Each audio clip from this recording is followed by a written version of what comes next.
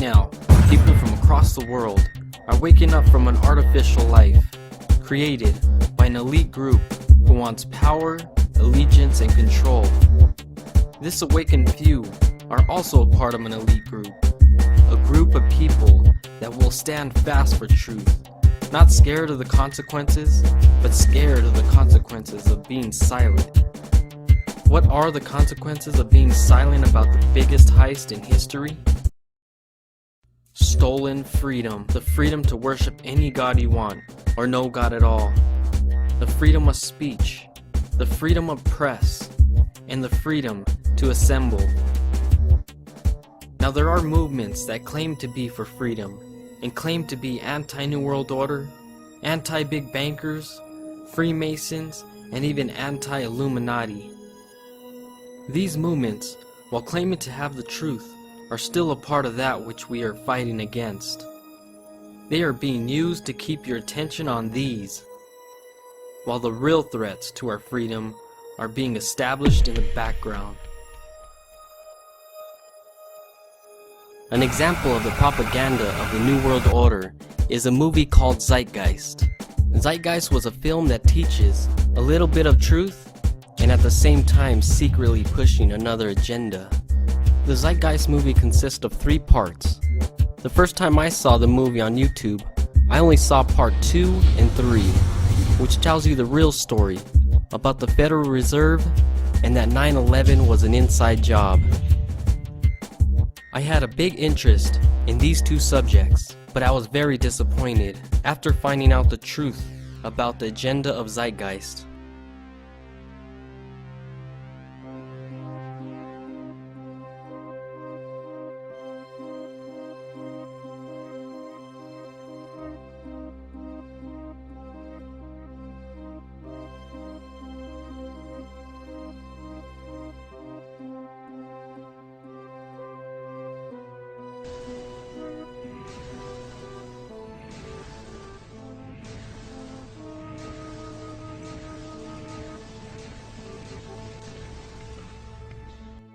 By examining this video in detail, not only will we find out the true intentions of Zeitgeist, but also the true intentions of the New World Order, and find out who the real threat to our freedoms are.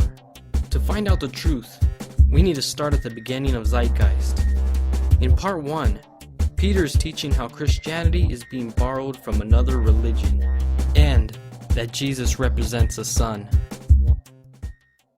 Probably the most obvious of all the astrological symbolism around Jesus regards the 12 disciples. They are simply the 12 constellations of the zodiac, which Jesus, being the sun, travels about with. He also teaches that Jesus was the age of Pisces, and that Jesus will be pushed aside at the age of Aquarius. In order to understand this, we need to be familiar with a phenomenon known as the precession of the equinoxes. The ancient Egyptians, along with cultures long before them, recognized that approximately every 2150 years the sunrise on the morning of the spring equinox would occur in a different sign of the zodiac. This has to do with a slow angular wobble that the Earth maintains as it rotates on its axis. It is called a precession because the constellations go backwards rather than through the normal yearly cycle. The amount of time it takes for the precession to go through all 12 signs is roughly 25,765 years. This is also called the Great Year. And ancient societies were very aware of this, and they referred to each 2150-year period as an age. From 4300 BC to 2150 BC, it was the age of Taurus, the bull. From 2150 BC to 1 AD, it was the age of Aries, the ram. And from 1 AD to 2150 AD, it is the age of Pisces, the age we are still in to this day. And in and around 2150, we will enter the new age, the age of Aquarius.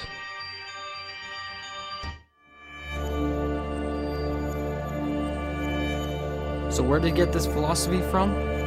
The answer is in the transcripts to the movie, which he posted on his website. Some of the names that Peter appealed to: Albert Churchward, who's a Freemason; a New Ager, Acheria S.; Maxwell Tice, who is also a New Ager, Gerald Macy, Edward Carpenter,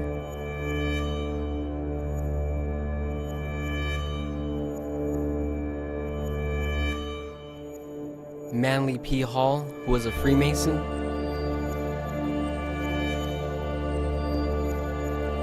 Higgins Godfrey, who was a Druid and associated with Helena Blavatsky, and Helena Petrovna Blavatsky. The names I have just mentioned are all a part of a huge network, a network that is linked like a spider's web. We may never find out everyone that's in this network, but we have enough information to find out who's at the center of the hierarchy. But I'm not going to tell you who he is. I'm going to let his puppets tell you.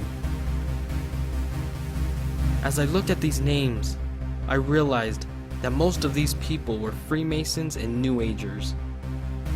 And as we go further in the documentary, you will begin to notice that these groups are against the Bible, except for one story in the Bible.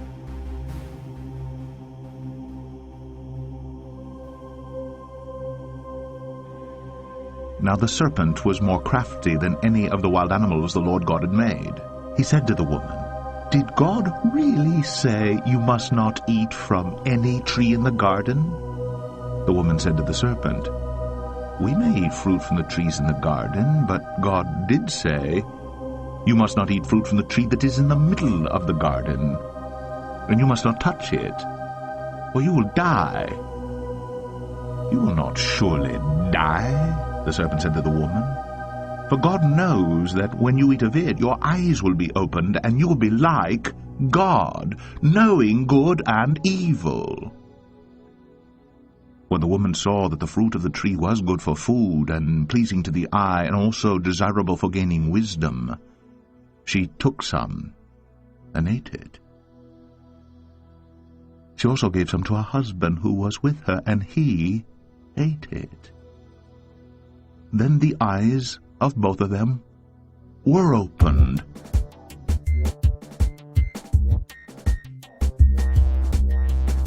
What do secret societies in the New Age teach?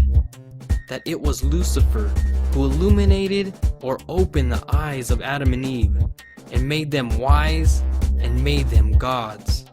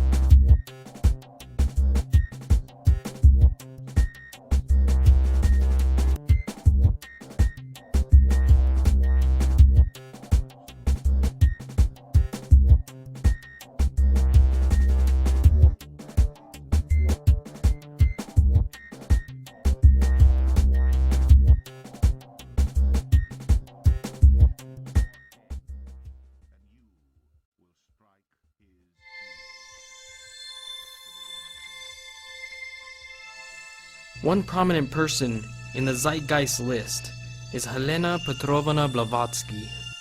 Madame Blavatsky stands out as a fountainhead of modern occult thought and was the originator or the popularizer of many of the ideas and terms which have a century later been established within the New Age movement. The Theosophical Society, which she co-founded, has been the major advocate of occult philosophy in the West, and the single most important avenue of Eastern teachings to the West. In 1890, Madame Blavatsky handed over her teachings to another prominent New Ager by the name of Annie Besant. In 1902, Annie Besant established the International Order of Co-Freemasonry in England, and over the next few years established lodges in many parts of the British Empire. Both Annie Besant and Helena Blavatsky's theosophical writings were translated and published in Germany. An 1892 periodical, Lotus Blossom, featured Blavatsky's writings and was the first publication to sport the theosophical swastika on the cover.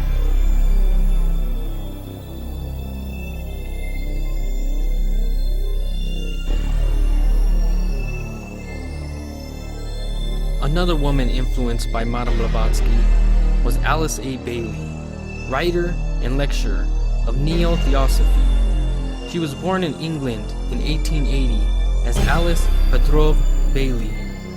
She moved to America in 1907, where she spent the rest of her life. She was a high priestess and prophetess of the New Age movement. She was a prolific author on occultism and founded the International Esoteric Movement.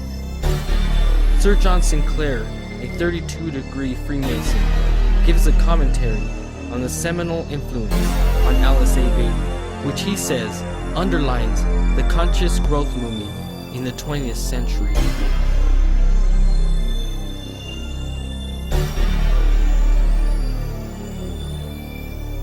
Now, what do these women in a Chariot S, which was Peter's main source for the film, have in common?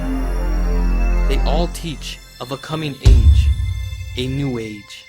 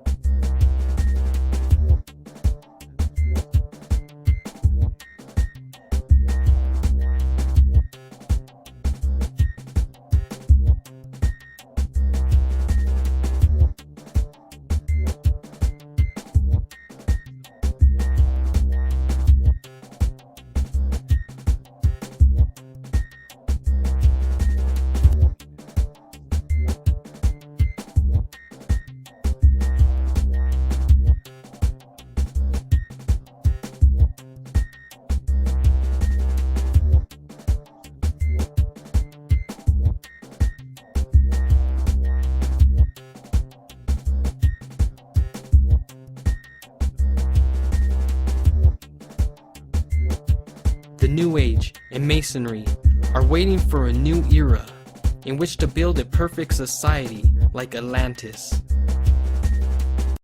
Man's quest to control his own destiny and to worship a God that would give him freedom to define his own values and moral parameters was the central desire in his pursuit to bring all other humanity under his control and establish a new global order.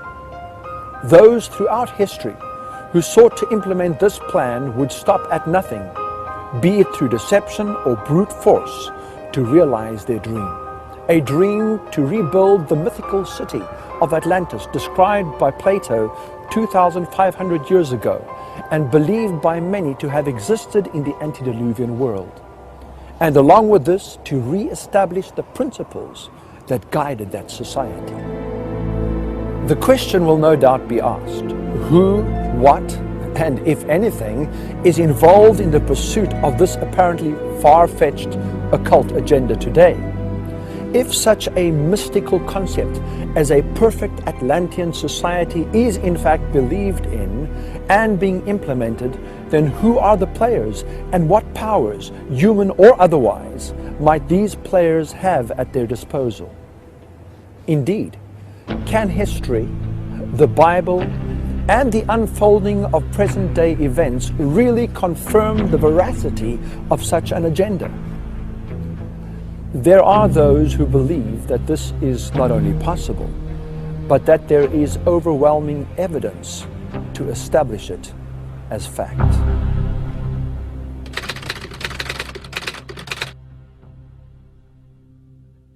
"400 years ago, Bacon, like many of his contemporaries, believed that Atlantis was America itself." He was trying to lay a foundation for what could be accomplished in the New World. Bacon was the head of Freemasonry and Rosicrucianism. He had a huge influence through being the chief of the Rosicrucian fraternity at the time. He had a huge influence on the birth of modern Freemasonry.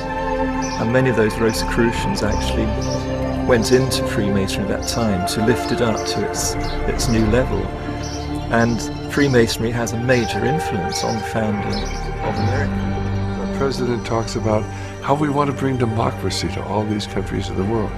Well, why doesn't he want to bring a republic to these countries? We were a republic. We were never a democracy.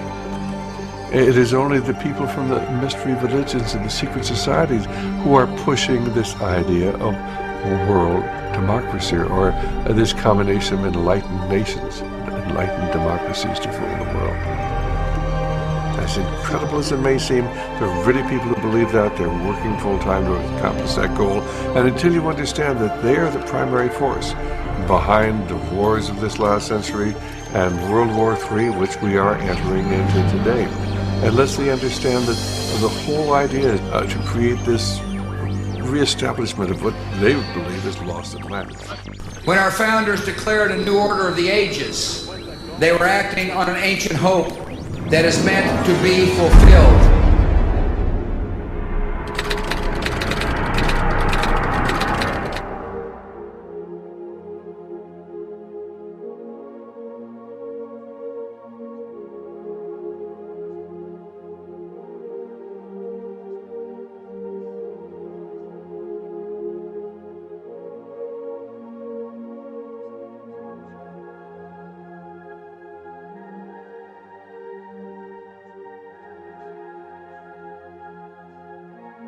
How was Alice A. Bailey preparing men's minds and hearts? She founded a publishing company by the name of Lucifer Trust, and then changed it to Lucis Trust. She also started a group called World Goodwill, an official non-government organization within the United Nations.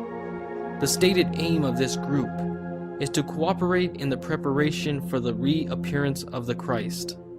Alice A. Bailey claims that this Christ speaks to her.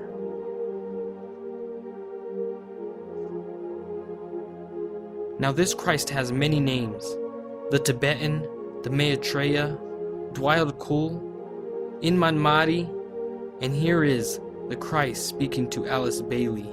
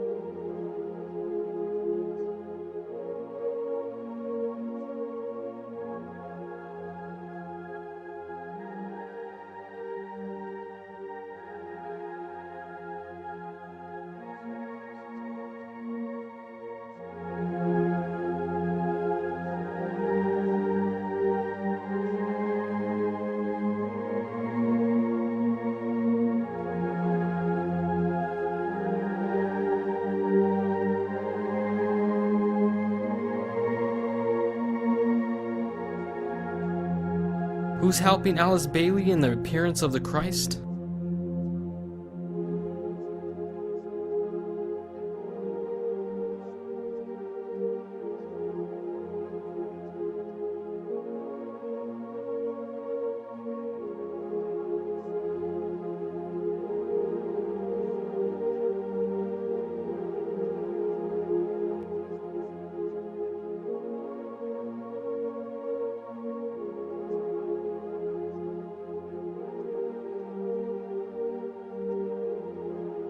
How are they going to prepare the world for this coming Christ?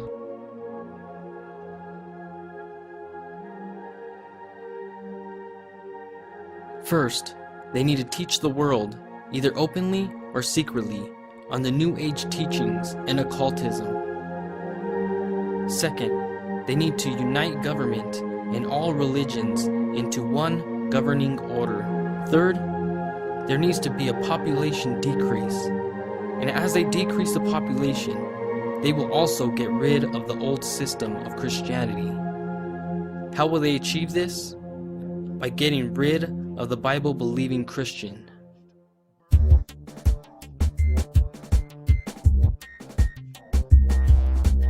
Now I'm going to show you one of the ways they will educate. Propaganda.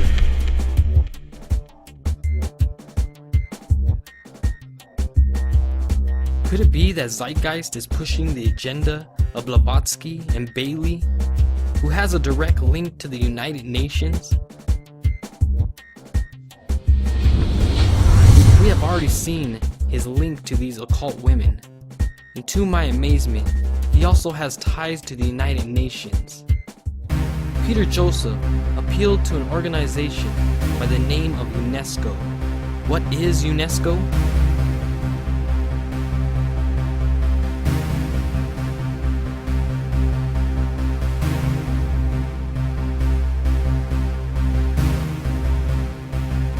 As you can see, birds of a feather flock together. Now there is a school that educates openly, unlike Zeitgeist, which conceals its true intentions. That is the Robert Mueller School. The first Robert Mueller School started in Arlington, Texas in 1979 to implement Mueller's World Core curriculum.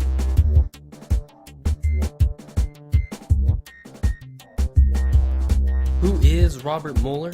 Robert Mueller is a former Assistant Secretary General of the United Nations and the Chancellor of the United Nations University for Peace and the Chairperson of the Peace Party 2000. What is the World Core curriculum?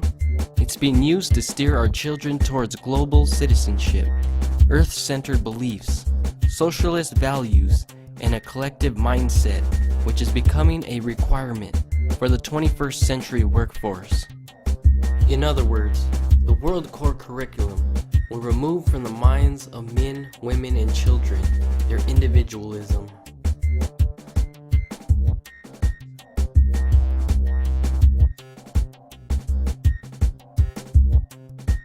Now, if we go to the UN website, we can get a glimpse of what to expect in the future.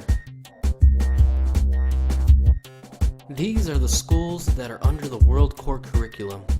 The Shaman Institute, Living Essence, Seed, Magical Blend, Association for Humanistic Psychology, Open Mind Academy, Institute of Nautic Science, and the list goes on and on and on. So tell me, Robert Mueller, what is the philosophy of your schools? The underlying philosophy upon which the Robert Mueller School is based will be found in the teachings set forth in the books of Alice A. Bailey. The school is now certified as a United Nations associated school, providing education for international cooperation and peace.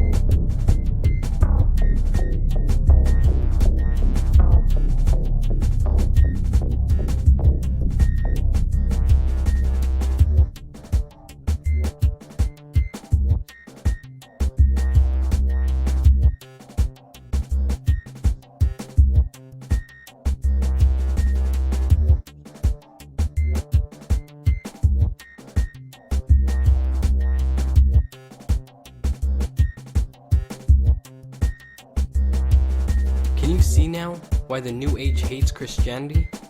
It's because the Bible teaches to be separate.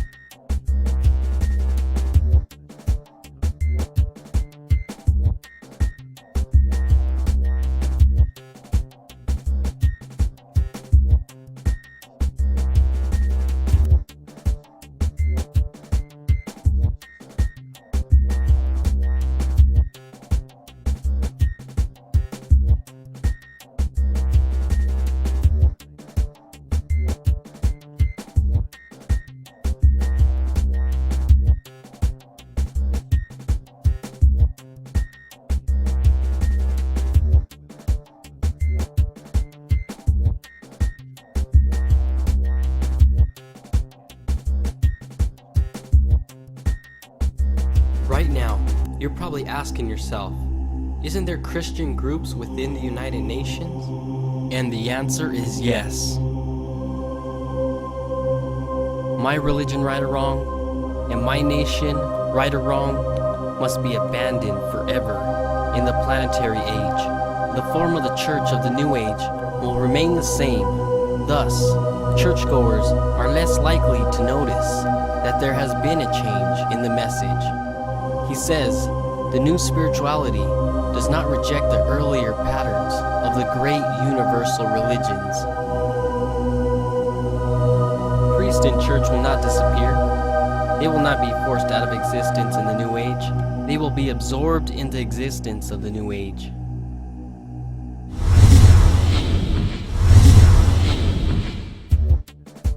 Right now, I'm going to show you how the Christian churches have already been absorbed into the New Age movement without anyone knowing it. To see who these daughters are, and to see who the problem children are, we need to go to the mother.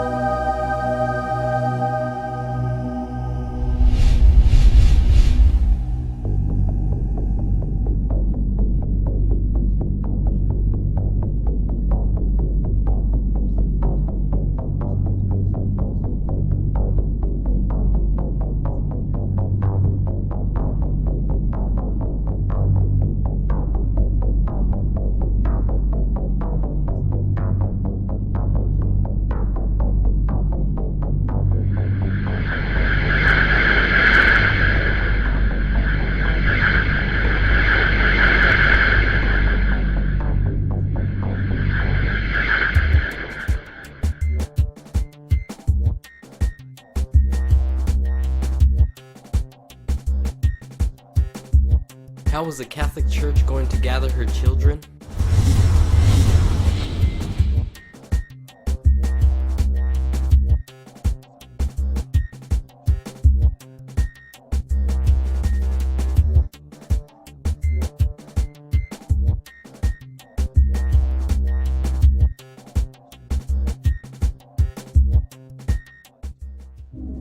Now before I show you, if the ecumenical movement has worked on the churches, I first want to show you the churches that believed that the Pope was the Antichrist.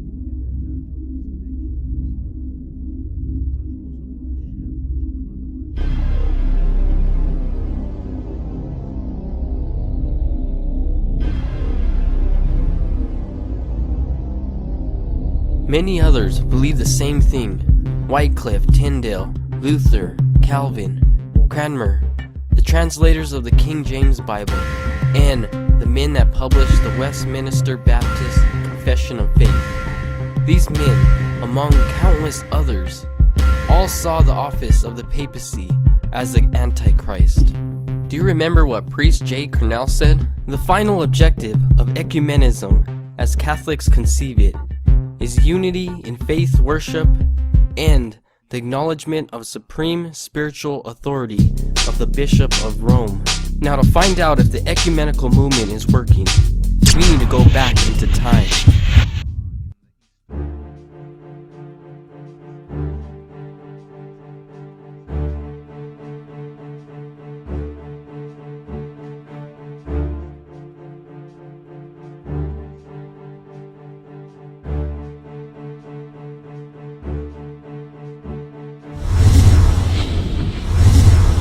Presbyterians, Congregationalists, and Methodists.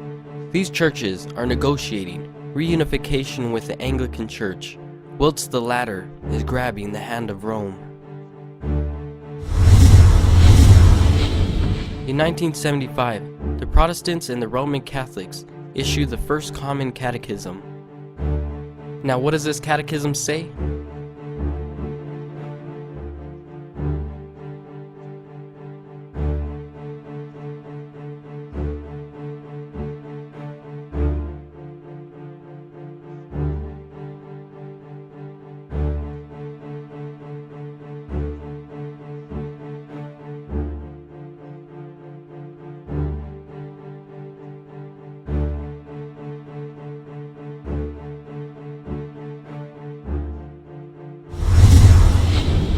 In 1977, the Joint Anglican Roman Catholic Commission issued the following statement. It seems appropriate that in any future union, a universal primacy, such as has been described, should be held by the Roman See.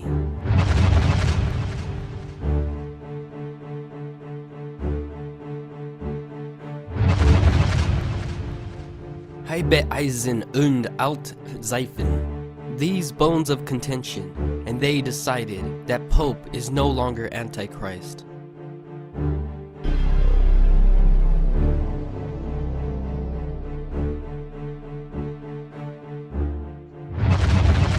In 1989, the Anglican Archbishop of Canterbury, the Most Reverend Robert Runcie, went to Rome and urged Christians to consider the Pope's primacy as spiritual leader.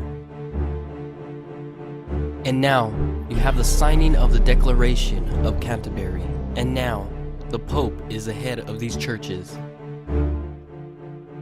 Now I'm curious, what does the Anglican Church look like, now that it's back with its mother? I had to find out. To find out, I searched St. Paul's Cathedral, and this is what I found. Here's a picture of St. Paul's, and what does it say about the cathedral? Its impressive dome was inspired by St. Peter's Basilica in Rome. Now, while St. Paul's makes an image to the beast, Rome is in the background, trying to gather the rest of her daughters. And the Pope tells the world, for unity, all churches must accept papal authority. And do the churches accept it? And Rome's mission was a success. Ecumenism gives a wound to Protestantism. And a new era of Protestant preachers from Rome emerge. This is Billy Graham, a well-known evangelical Protestant, who was also a 32-degree Freemason. He is just another pawn pushing the agenda of Rome. Billy Graham, on receiving an honorable doctrine from the Roman Catholic Belmont College, Billy Graham said, "The gospel that founded this college is the same gospel which I preach."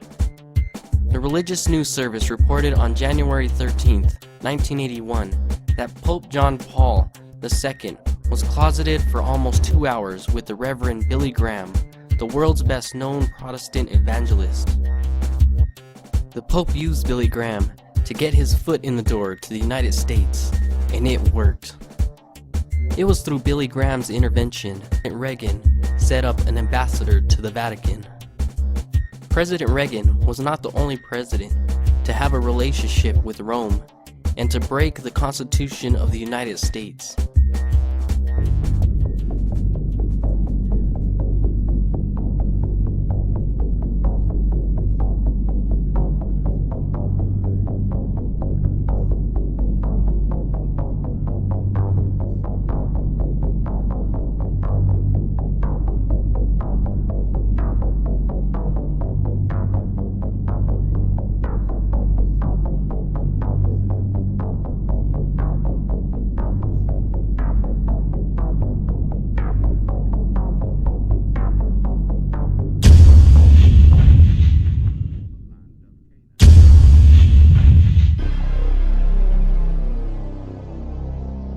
There was one president who had the strength and courage to stand up against Rome.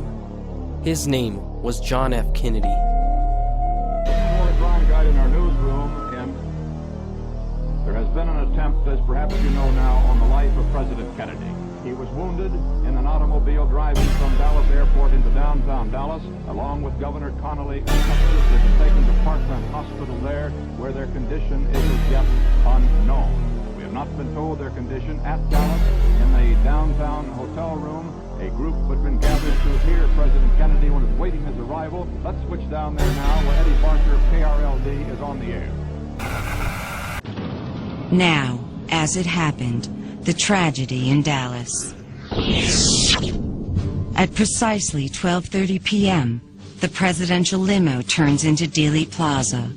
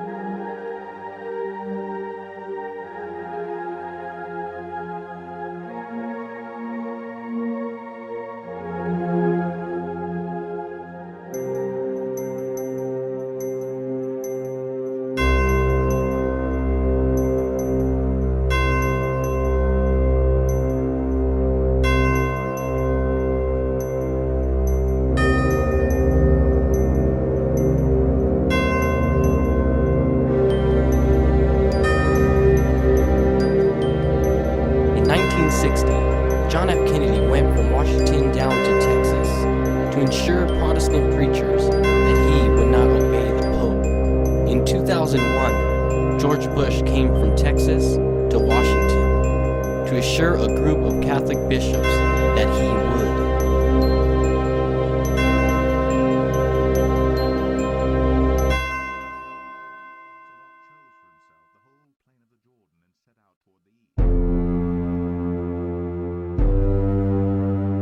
Rome is gathering up her children, and now it was time to gather up all the religions of the world.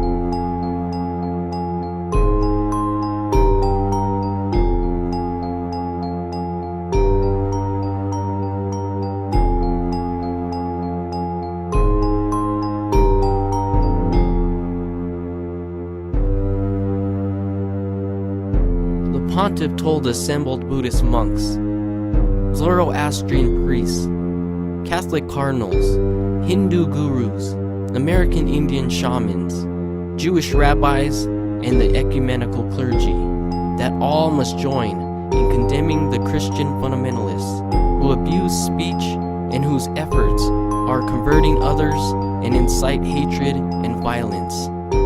All present were in one accord on two key points. 1. Pope John Paul II was endorsed by consensus as the planet's chief spiritual guide and overseer. 2. Religious fundamentalists that refuse to go along with the global ecumenical movement are to be silenced. They must be denounced as dangerous extremists full of hate.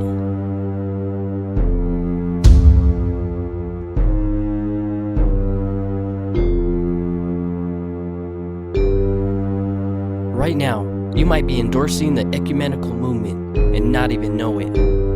But if you willingly know that you are against this New World Order movement, you will be labeled as a dangerous extremist and maybe even be called a terrorist. So what is this ecumenical movement? Let's ask the World Council of Churches. The word ecumenical is derived from the Greek term oikumene, which may be translated as the whole inhabited world. Now there is one obstacle that is preventing the ecumenical movement from uniting the whole inhabited world. Simply stated, Adler argued that we will not be able to attain world peace until we attain cultural unity. But Adler argues that there is only one obstacle to unity: Christianity. Now, when they talk about Christianity, they're not talking about Christians as a whole. They are talking about a specific group. To find out who this specific group is, let's ask the Freemasons themselves. And according to Gary, the ancient mystery religions has passed down to Kabbalism, Gnosticism, Knights Templars, all the way to the Rosicrucians, and then to the Freemasons. And the Freemasons control Marxism, American European secret political societies, international banking elite, and the World Council of Churches.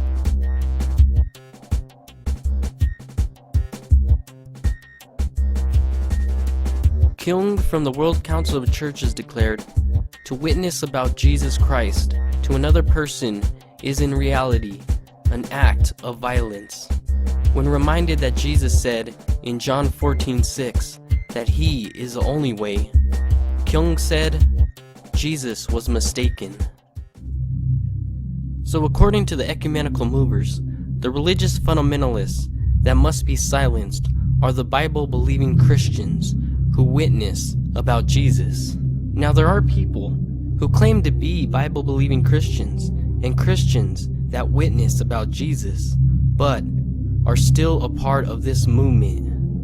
Right now, I'm going to show you how Rome is going to determine if you are with this new world, new age, ecumenical movement, or if you're a dangerous heretic that must be silenced.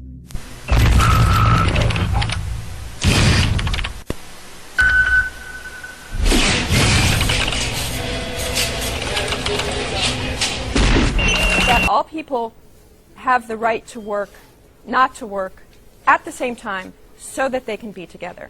And one of the things that's happening to us is that we're getting on these very different schedules, and we're having a very hard time figuring out how to come together. And what the Sabbath does is it creates this situation in which there's just a structured period in which we can come together. So is this the first step? And maybe that is the answer to my next question. Is going to say, what's the first step if someone's watching and they say, you know what, I need to do that? Basically, the first step is to do it yourself. You bring it into your life and try to get your family to do it with you. But one of the things I argue in the book is one of the ideas, the political ideas sort of embedded in the Sabbath, is the idea that as a society we have the right to take control of our time and say maybe as a democratic society we want to decide to bring back some rules about what can and cannot be done one day a week. And we might want to start thinking about ways to encourage people not to work on that day. No, very good advice.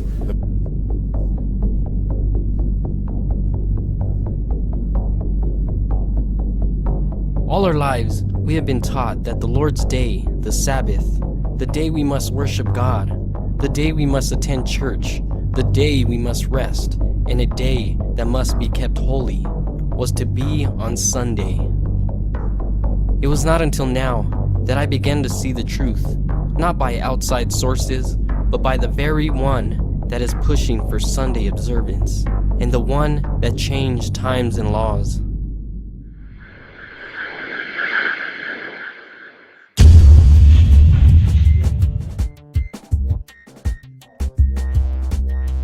And as a part of this crusade to save Sunday, Pope John Paul II writes an apostolic letter calling to keep Sunday holy. He also writes in that letter, "Only in the 4th century did the civil law of the Roman Empire recognize the weekly reoccurrence, determining that on the day of the sun, the judges, the people of the cities, and the various trade corporations would not work." Doesn't this sound remarkably like the Freemason ran CNN?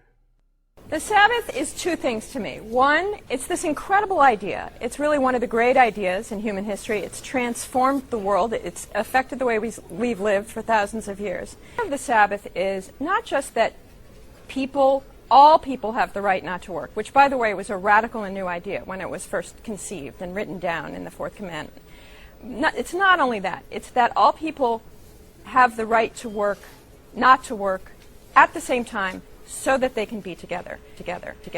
And The Pope goes further in saying that Christians will naturally strive to ensure that civil legislation respects their duty to keep Sunday holy. Yes, the Pope is right when he says that Christians will strive for Sunday legislation, because it is the people that are getting brainwashed to think that we even need Sunday legislation. So is this the first step? And maybe that is the answer to my next question. I was going to say, what's the first step if someone's watching and they say, you know what, I need to do that?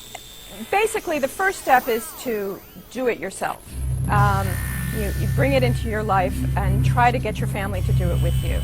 But one of the things I argue in the book is one of the ideas, the political ideas sort of embedded in the Sabbath, is the idea that as a society we have the right to take control of our time and say maybe as a democratic society we want to decide to bring back some rules about what can and cannot be done one day a week. And we might want to start thinking about ways to encourage people not to work on that day. Oh, very good advice. Wait a minute. When did she say that this law was first written? All people have the right not to work, which, by the way, was a radical and new idea when it was first conceived and written down in the Fourth Commandment. This commandment is very important because it reveals if you are a Bible-believing Christian or a follower of man. Now let's see what the Fourth Commandment says. Remember the Sabbath day by keeping it holy. 6 days you shall labor and do all your work. But the seventh day is a Sabbath to the Lord your God. On it you shall not do any work, neither you, nor your son or daughter, nor your manservant or maidservant, nor your animals, nor the alien within your gates. For in 6 days the Lord made the heavens and the earth, the sea, and all that is in them. But he rested on the seventh day. Therefore the Lord blessed the Sabbath day and made it holy. Let's break this commandment down. The Sabbath is the Lord's day. And what day is the Sabbath? It is the seventh day, which is Saturday. And how do we remember the Sabbath and keep it holy? We should rest and do no work. By keeping these commandments, not only does it exalt God, but Jesus also. Jesus said, "If you love me, keep my commandments." Jesus also said, "But in vain they do worship me, teaching for the doctrines, the commandments of men." What I want to look at now is to see if the commandments of the Roman Catholic Church is of God's or of man. Now, one way to find out if the Roman Catholic Church is teaching the doctrines and commandments of man or the commandments of God is just to ask Rome itself. One way of doing that is reading the Convert's Catechism of Catholic Doctrine. And if we go to the question and answer page, it'll ask and answer our questions for us. Question: what is the third commandment? Answer: the third commandment is, remember that thou keep holy the Sabbath day. Question: which is the Sabbath day? Answer: Saturday is the Sabbath day. Question: why do we observe Sunday instead of Saturday? Answer: we observe Sunday instead of Saturday because the Catholic Church transferred the solemnity from Saturday to Sunday. Question: why did the Catholic Church substitute Sunday for Saturday? Answer: the Church substituted Sunday for Saturday because Christ rose from the dead on a Sunday, and the Holy Ghost descended upon the apostles on a Sunday. Question: by what authority did the Catholic Church substitute Sunday for Saturday? Answer: the Church substituted Sunday for Saturday by the plenitude of that divine power which Jesus Christ bestowed upon her. The Pope admits that the Sabbath was changed from Saturday to Sunday, therefore making it his day, even though there is no scripture to do so.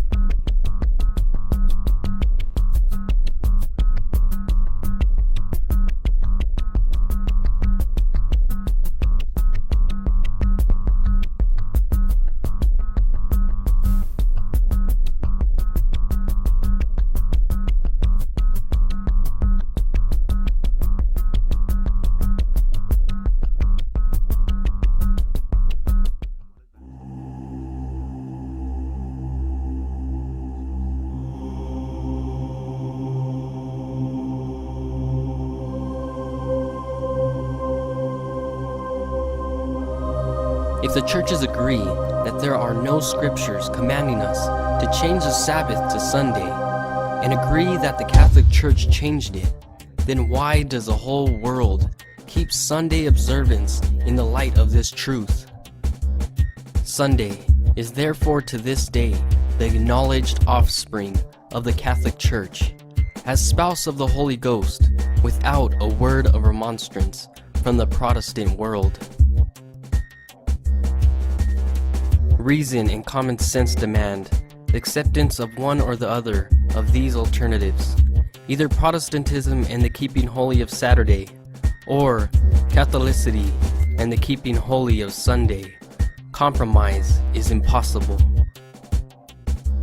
The observance of Sunday by the Protestants is a homage they pay, in spite of themselves, to the authority of the Catholic Church.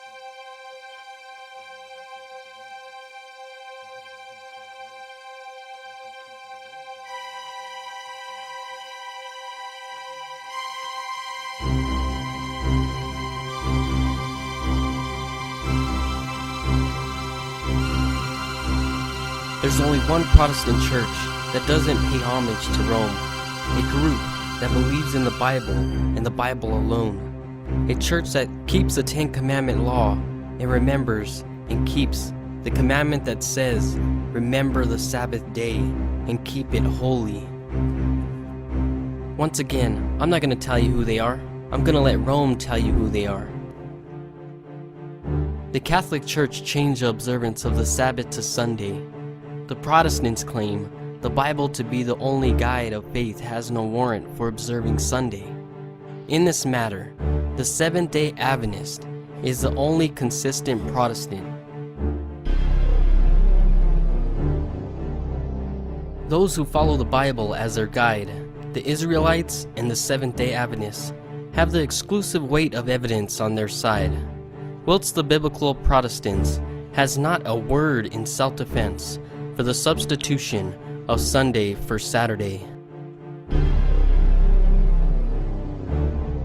So who do they declare as their confirmed opponent? What does the Roman Catholic Church say? Who's the only consistent Protestant, and who's the only one that opposes them on this issue? The Seventh-day Adventist Church. Now, can you understand why the Seventh-day Adventist Church is a rebuke not only to Catholicism but also to Protestantism? Yes or no? It must be. And so they will be reviled and called sects by both Catholicism and Protestantism. So basically, if this is so, I have been preaching it here. This is the position of the Seventh-day Adventist Church, irrespective of what others are doing, and Catholicism agrees heartily. In fact, says the editor, there can be no other choice.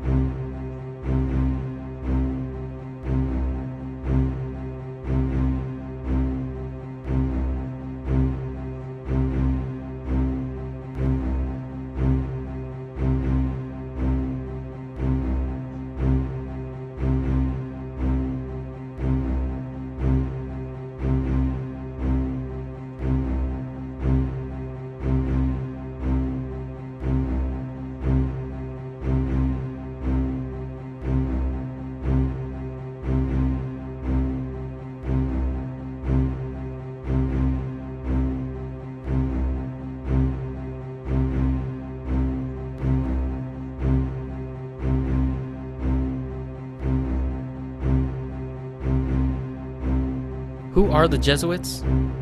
The Jesuits were founded August 15th, 1534, by the Spaniard Ignatius Loyola and sanctioned by Pope Paul III on September 27th, 1540.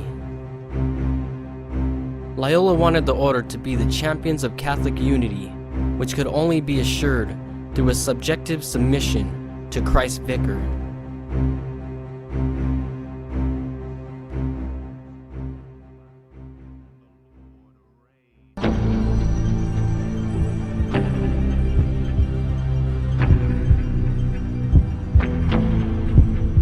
I now, in the presence of Almighty God and you, my ghostly Father, the Superior General of the Society of Jesus, founded by St. Ignatius Loyola, do by the womb of the Virgin and the matrix of God and the rod of Jesus Christ, declare and swear that His Holiness the Pope is Christ's Vice-Regent and is the true and only head of the Catholic or Universal Church throughout the earth. Therefore, to the utmost of my power, I shall and will defend this doctrine and His Holiness right and custom against all usurpers of the heretical or Protestant authority, and all adherents in regards that they be usurped and heretical opposing the Sacred Mother, Church of Rome. I do further promise and declare that notwithstanding I am dispensed with to assume any religion heretical, for the propagating of the Mother Church's interest.